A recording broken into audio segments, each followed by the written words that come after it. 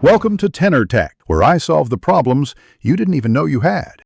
In this video, I will show how to make popsicle holders.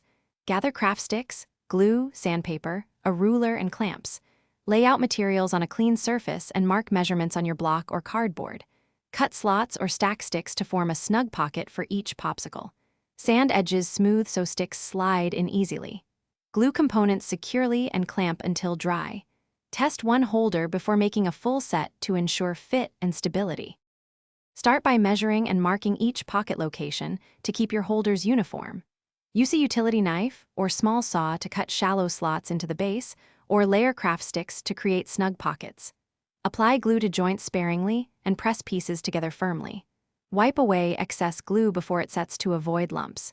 Use clamps or heavy objects to hold the assembly until it cures.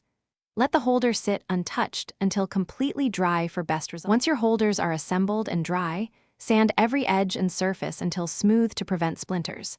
If holders might contact popsicles, apply a food-safe sealant or paint and allow it to cure fully. Check the fit with a real popsicle and adjust slot depth or width if sticks feel loose or too tight. Add decorative touches like color or labels for parties. Store holders flat to keep their shape and reuse them for many treats.